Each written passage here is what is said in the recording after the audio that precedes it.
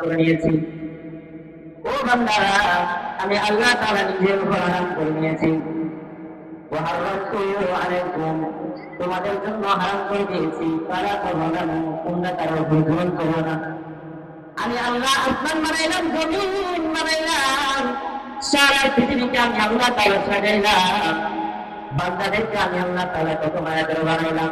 সব কিছু বানানোর পর আমি আল্লাহ তাআলা জুলুম করাকে নিজের জন্য হারাম করে নিয়েছি।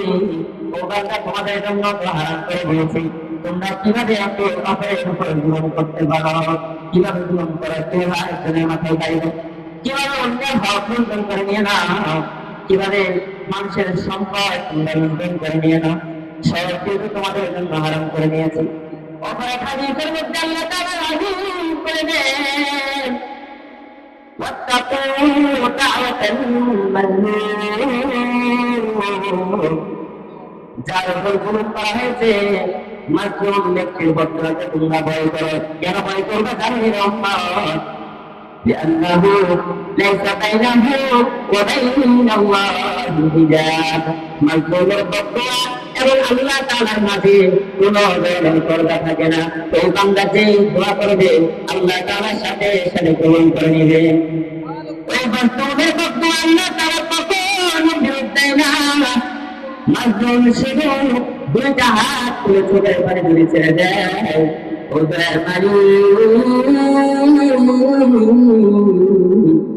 তোমার বান্দা আমার উপর জুলুম করেছে, তোমার বান্দা আমার মাথার উপর একটা বাড়ি দিয়েছে, তোমার বান্দা আমার জমির লুণ্ঠন করে নিয়েছে, তোমার বান্দা আমার সন্তানকে মেরেছে। ওই মাজলুম ব্যক্তি যদি আল্লাহ তাআলার কাছে বদদুয়া করে, ওই বদদুয়ার সাথে সাথে আমার আল্লাহ কবুল করে নেন। এজন্য দুনিয়াতে চলার পথে কাউকে কষ্ট দেওয়া যাবে না, কারোর উপর জুলুম করা যাবে না, না কথা দিয়ে, না কোনো কাজে, না চলাফেরে কোনো মাধ্যমে কোনো বান্দাকে কষ্ট দেওয়া যাবে না। ওই আল্লাহর বান্দারা যদি কাউকে কষ্ট দেয় তাহলে সহজে জেনে নেন ওমা লাহুম মিনান নাসিরিন, আল্লাহ তাআলা যাদেরকে হত্যা করবে, যারা মানুষের উপর জুলুম করবে, হাসরের ময়দানে সেই কঠিন মুহূর্তে কোন সাহায্যকারী থাকবে না। এমন কঠিন মুহূর্ত হাসরের ময়দানে সূর্যটা আমার আপনার একেবারে মাথার কাছাকাছি চলে আসবে। এক বর্ণনা অনুযায়ী জানা যায় এক হাত নিচে চলে আসবে, মাথার উপরে থাকবে। আরেক বর্ণনা অনুযায়ী জানা যায় এক বিঘাত মাথার উপরে সূর্যটা থাকবে। আর সেই সূর্যের তাপে মাথার মধ্যে দিয়ে বাতের মায়ের নাই টপ টপ করে পড়তে থাকবে। এমন এক পরিস্থিতি হবে, মানুষগুলা থাকবে উলঙ্গ, তার গায়ে কোনো ধরনের বস্ত্র থাকবে না। আমাদের আয়েশা সিদ্দিকা রাদিয়াল্লাহু তাআলা